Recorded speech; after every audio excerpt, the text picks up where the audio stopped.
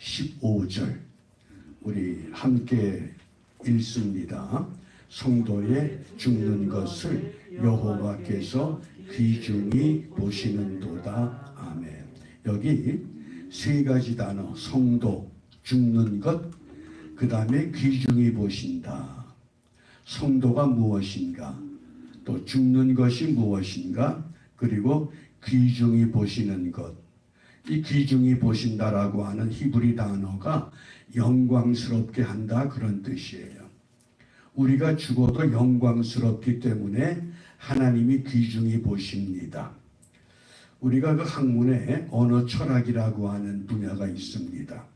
원래 철학이라고 하는 용어가 아니라 처음에는 사랑애자에 알지자에 배울학자 애지학 이렇게 불렀어요. 그런데 그것이 얼마 후에 밝을 철자를 써서 밝은 학문이다 이렇게 철학이라고 하는 용어가 됐는데, 그 철학의 분야 가운데 언어 철학이 있습니다. 우리가 사용하는 그 언어가 과연 어떤 의미로 어떻게 통용되는가, 그것을 추구하는 학문이에요. 한 예를 들면 우리가 흔히 자기 부인을 소개할 때 영어로 my wife 그러면 되는데, 한국 사람들은 이상하게 우리 마누라 그래요. 우리 마누라. 그러면 이게 어떤 개념이 되느냐? 우리는 같은 시대 살기 때문에 그 의미를 이해를 해요. 그런데 훗날 이것을 글로 읽게 되는 후세 사람들이 우리 마누라 그러면 어떤 생각을 하게 되느냐? 아, 이 당시에는 정년기에 남자들은 많고 여자는 적어서 여자 한 사람을 놓고 여러 남자들이 같이 살았구나. 그게 우리 마누라라는 거예요. 그런 걸 연구하는 게 언어 철학이에요. 쉽게 설명하면, 또 젊은 청년들이 이 길에서 서로 이야기하다가 어떤 젊은 아가씨가 지나갑니다. 그러면 한 친구가 그래요. 야, 너 마음이 있냐? 그래요. 잘 보세요. 마음이 있냐? 세상에 마음이 없는 사람 어디 있어요? 근데 그때 마음이라는 건 뭐예요? 너 관심이 있냐? 그런 얘기거든요. 그런데 먼 훗날 이걸 글로 읽는 사람들이 볼 때 마음이 있냐? 이 시대 사람들은 마음도 없이 산 사람이 많았구나. 그렇게 이해가 된다는 거예요. 그게 언어 철학이에요. 그런 개념에서 우리가 오늘 이 죽음이라고 하는 것에 대해서 좀 접근을 하려고 그래요. 두 가지 중요한 용어를 우리가 쓰는데, 하나가 소천, 또 하나는 천국 환속 예배 그래요. 소천, 천국 환속 예배, 이 개념을 잘 이해하셔야 됩니다. 우리가 그냥 다들 그렇게 사용하니까 사용해요. 우리 마누라, 마음이 있니, 소천, 천국 환속 예배. 그러면 이 개념이 큰 문제가 있어요. 우리가 소천이라고 하는 그 한자를 보면 그게 어떤 의미냐? 이게 부를 소자거든요. 천은 하늘 천자, 그 뭐예요? 하늘을 부른다 그런 뜻이에요. 전혀 개념이 아닌 거예요. 그런데 교회는 전부 소천 그래요. 이게 심각한 문제가 있어요. 지금 우리 쓰는 언어가. 그래서 소천 그러질 말고 우리가 흔히 보면 뭐 서세, 또 서거, 그 다음에 사거, 타계, 별세 그러거든요. 근데 서거 그러면 일반인들한테 서거라고 부르질 않아요. 사회 저명 인사들한테는 아무개 뭐 국회의원, 아무개 장관, 뭐 아무개 총리 서거 이렇게 하지, 일반인들은 서거 그러질 않거든요. 그러면 기독교에서는 이것을 우리가 어떻게 대처해야 되느냐? 저는 그래서 서천이라는 단어를 써요. 서천은 뭐예요?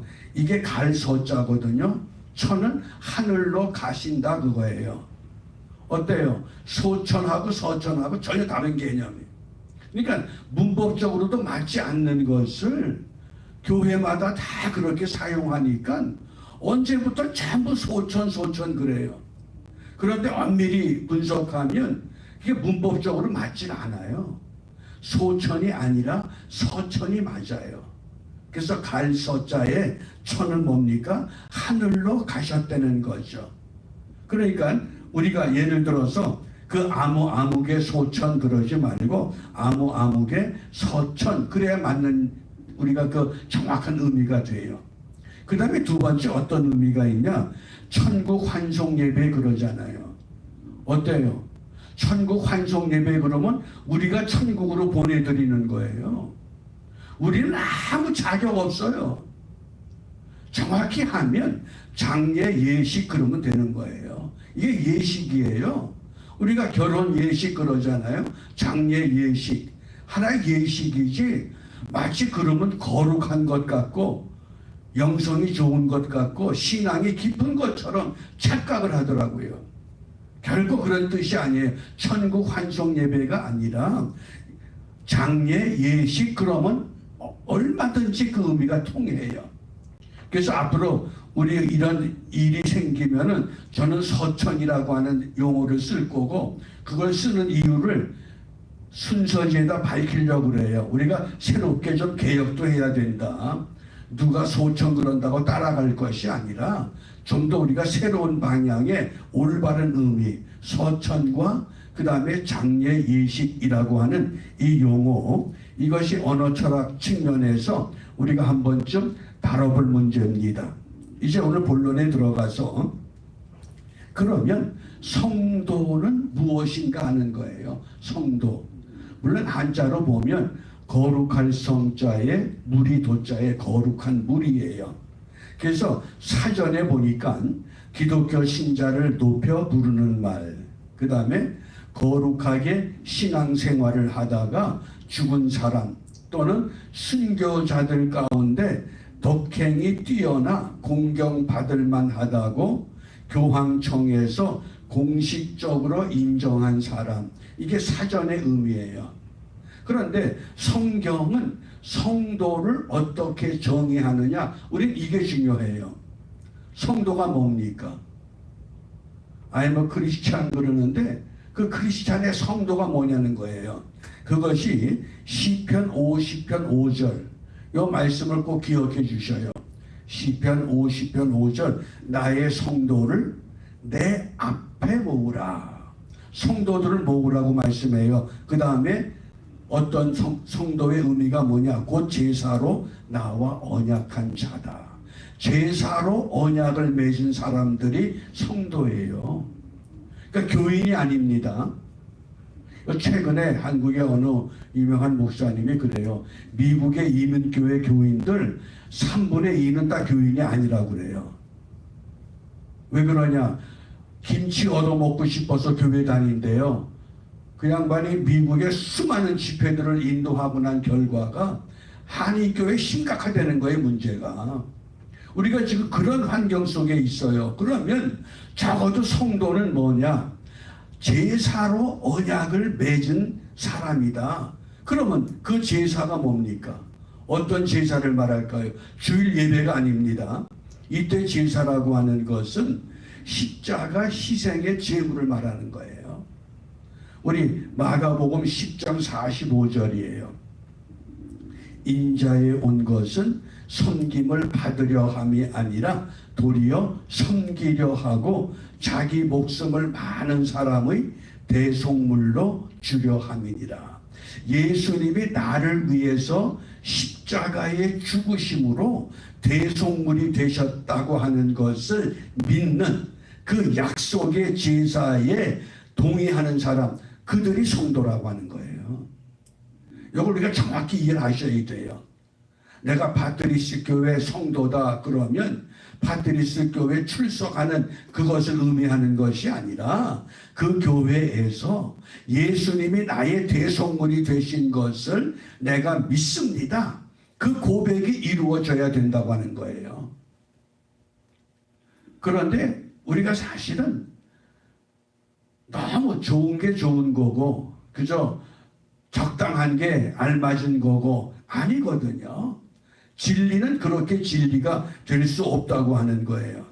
그래서 이 십자가 희생의 제물을 내가 분명히 예수가 내 구주, 예수가 내 생명, 예수가 내 권세, 그래서 제가 이거를 강조하는 거예요. 예수 내 구주, 예수 내 생명, 예수 내 권세. 그러면 그렇게 성도가 되었을 때에 하나님은 그 성도들을 어떻게 이끌어 가시느냐. 첫 번째 시편 97편 10절입니다. 저가 그 성도의 무엇을 보존하사 영혼을 보존하사 악인의 손에서 건지신다 그랬어요. 우리 영혼을 보존해 주셔요.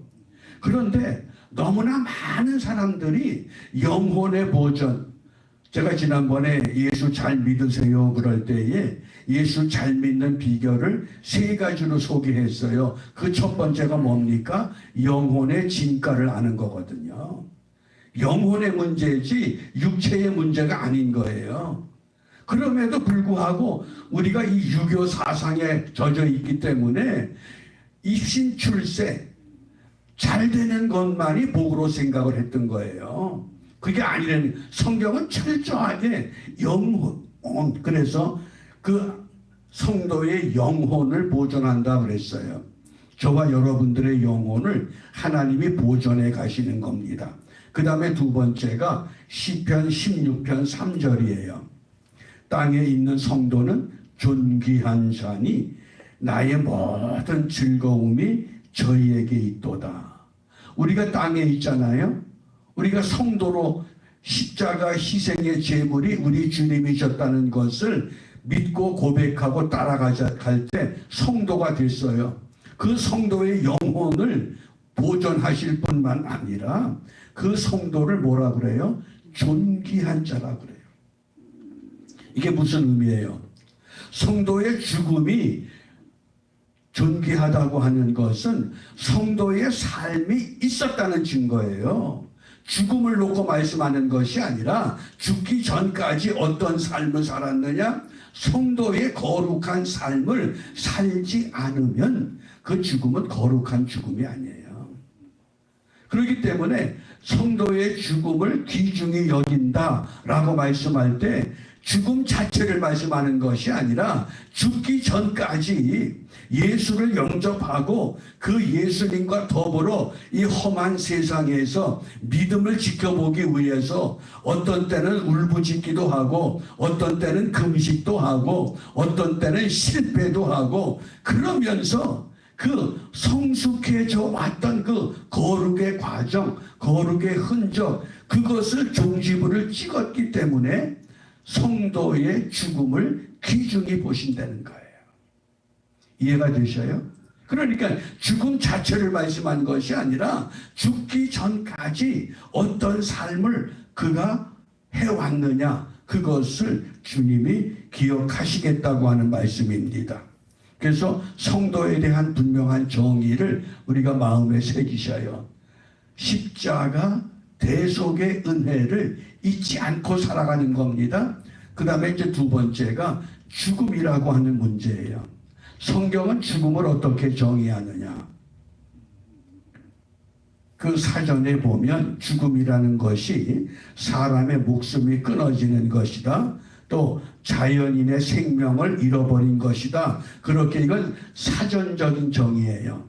그러나 성경은 어떻게 우리에게 말씀하시느냐? 우리 신앙의 기준은 성경이지만 좀 더 구체적으로 소개하면 예수님이 우리 신앙의 기준이에요. 그러니까 예수님이 기준되면 돼요. 예를 들어서 부활 그러면 우리가 부활에 대한 은혜를 잘 몰라요. 근데 예수님이 부활 후에 어떠한 모습으로 우리에게 나타나셨는가? 어느 날 제자들이 예수님 부활하셨다고 하는 소식을 듣고 한 곳에 모였어요. 그러고는 문을 꼭 걸어 잠궜습니다. 야, 예수님이 부활하셨대. 너 봤니? 나 아직 못 봤어. 그래? 그럼 부활은 도대체 뭐야? 그런데 예수님이 그 부활 전에는 문을 두드리시고 제자들이 문을 열어주면 들어오셨어요. 왜? 육체의 주님이셨기 때문에.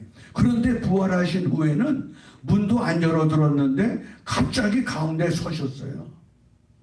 이해가 되셔요? 그게 부활이에요. 우리가 부활하면 내 몸도 그렇게 된다는 거예요. 예수님이 기준이셔요. 그런데 그것만이 아니잖아요. 제자 베드로와 부활 후에 고기를 잡게 하시고는 아침을 잡수셨다는 거예요. 그건 무엇을 의미해요? 분명히 몸이 있다는 거예요. 근데 그 몸이 있는데 시간과 공간을 초월해서 다니셔요. 야, 먹을 것 가지고 와. 그러고는 고기 잡은 거를 아침으로 드시면서 아, 이게 이런 거구나. 저는 그런 생각을 하면요, 우리가 부활이 되면 얼마나 좋을까.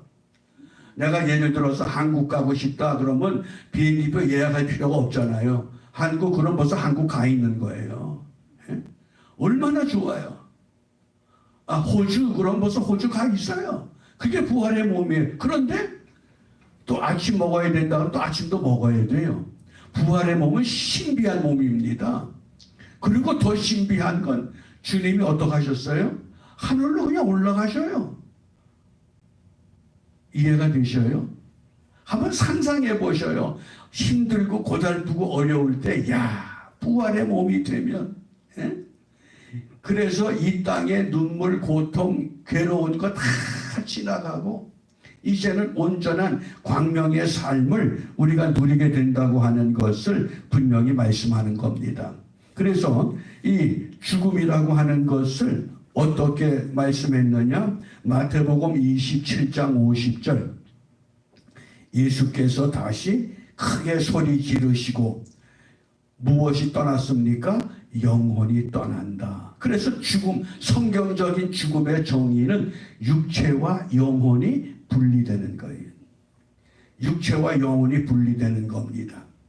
우리가 살아있다고 이러고 어떤 때는 거들은 피우고 그러지만요, 사람이 사람처럼 비참한 존재가 없어요.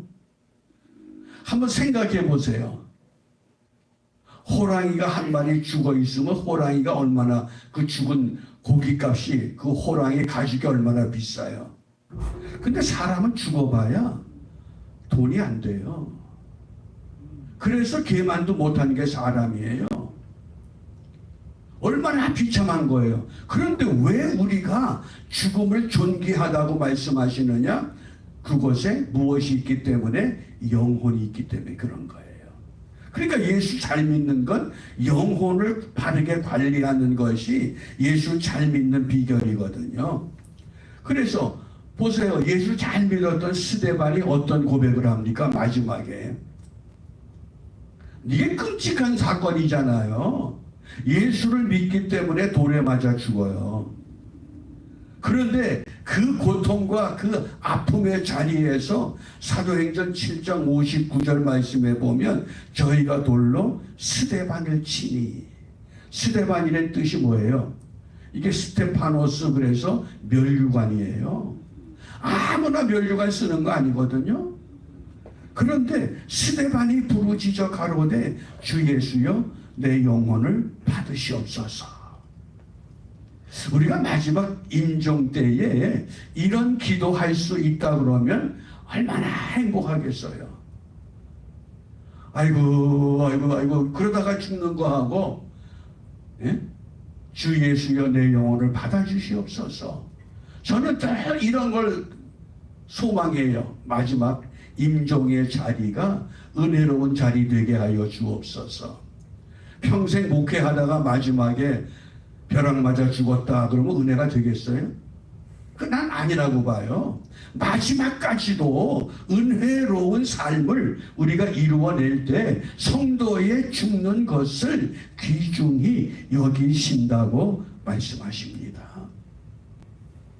그래서 이 성도의 개념, 그 다음에 죽음의 개념, 그 다음에 이제 세 번째가 귀중하다라고 하는 의미예요. 이 야카르라고 하는 이 단어가, 히브리 단어가 무슨 뜻인고 하니 영광스럽다 그런 뜻이에요. 죽음이 영광스러워요. 왜? 성도기 때문에. 왜? 십자가 대속의 은혜를 확인했기 때문에. 그래서 성도의 죽음이 귀중하다고 하는 것을 성경은 세 가지로 말씀을 하는데, 첫 번째가 그리스도와 연합된 몸이 되는 겁니다. 예수님이 부활하시고 어떤 삶을 우리에게 보여주셨어요? 아무도 들어오지 못하는 그 방에 그냥 나타나셔요. 그 몸이 아침도 드셔요. 그 몸이 하늘도 올라가셔요. 우리가 그렇게 된다는 거예요. 그래서 귀중하다는 겁니다. 영광스러운 몸이 된다. 어떻게? 그리스도와 연합한 몸이 되기 까닭에. 그 다음에 두 번째가 영원한 생명을 위한 몸이 되는 거예요. 죽음을 통해서 영원한 생명을 향해서 들어가는 겁니다.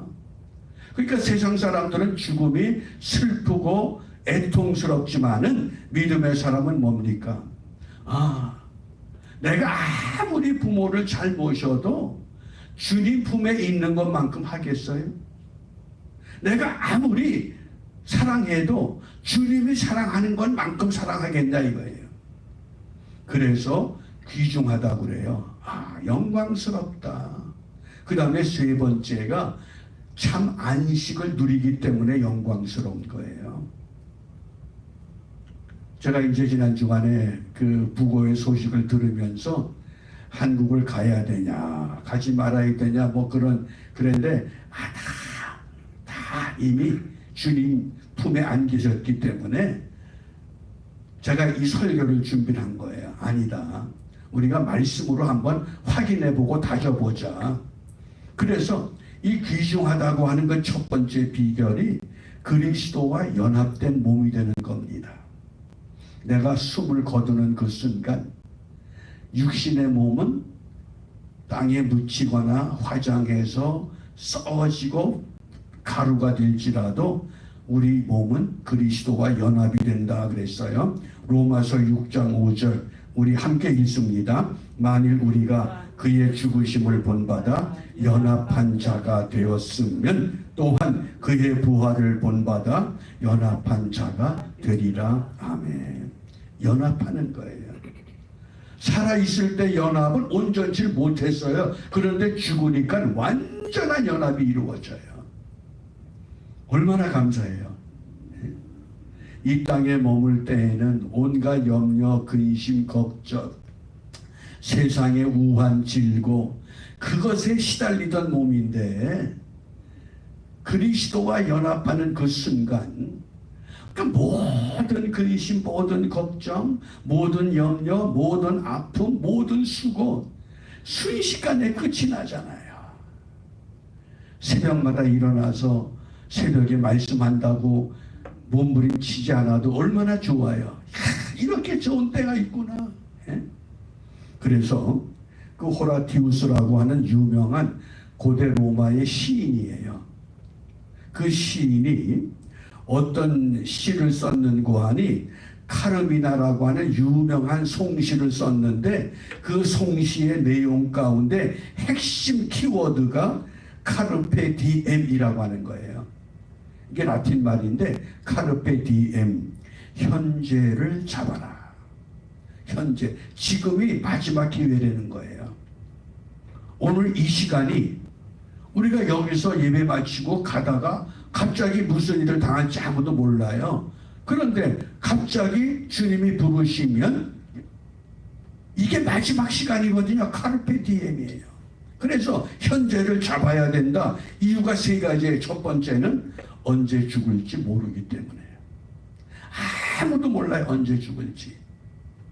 그래서 현재를 잡아야 된다. 그 다음에 두 번째, 어떻게 죽을지 몰라요. 언제도 모르고 어떻게도 몰라요. 그 다음에 세 번째, 어디에서도 몰라요. 어디에서 죽을지 몰라요. 그거 알면 죽을 것 같죠? 그거 알면 매우 두렵습니다. 그 시간이 점점 그 장소가 점점 나에게 다가오기 때문에 그리스도와 연합한 몸이 되는 것, 그것이 성도의 죽음. 그래서 귀중히 보신다는 거예요. 그 다음에 두 번째, 우리 죽음이라고 하는 것은 영원한 생명을 위한 죽음이에요.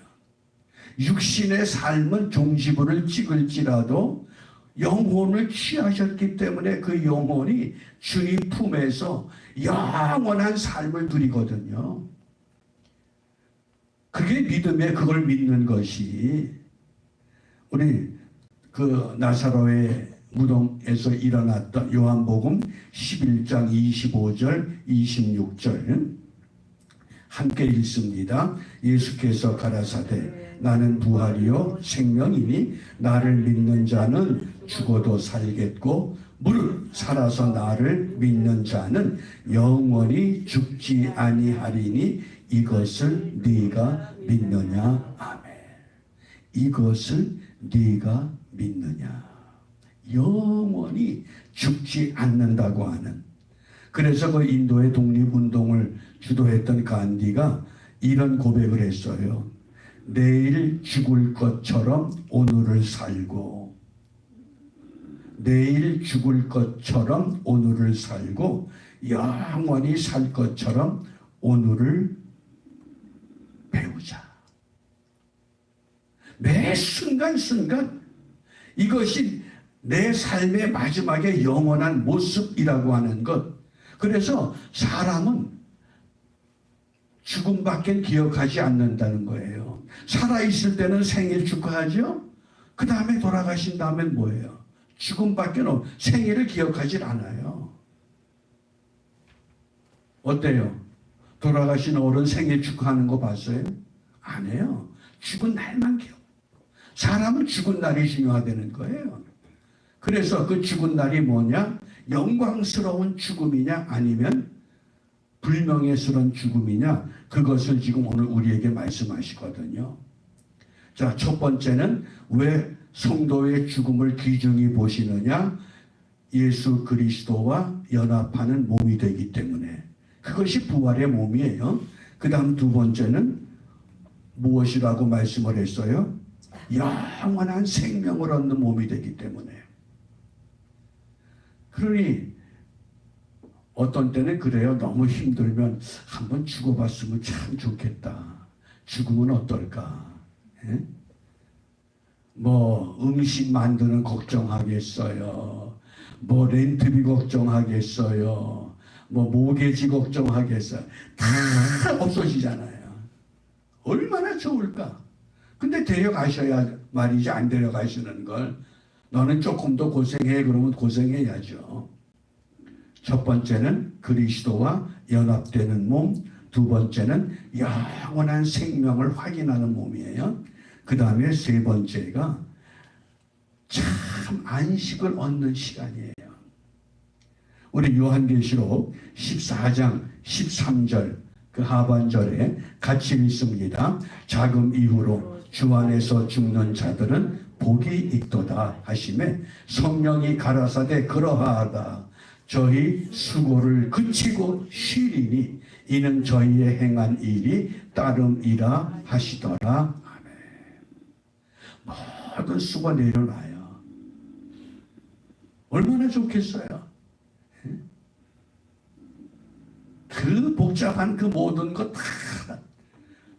저는 요즘 이 생각을 하면서 그 책꽂이 있던 책들을 다 뽑아서 이제 폐기 처분하는 날마다 내보내요. 조금씩.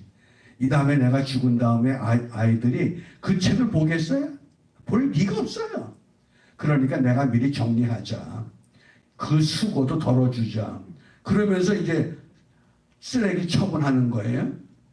근데 그거를 그동안에 애지중지하고 살았거든요. 아무 의미가 없더라고요. 왜? 이제는 싫텐데 뭐. 그 영광스러운 몸이 돼서 영원한 생명의 삶을 사는데 먹을 거 걱정하겠습니까? 뭐 쉴 것 걱정하겠습니까? 아무 근심 걱정 없다고 그랬어요.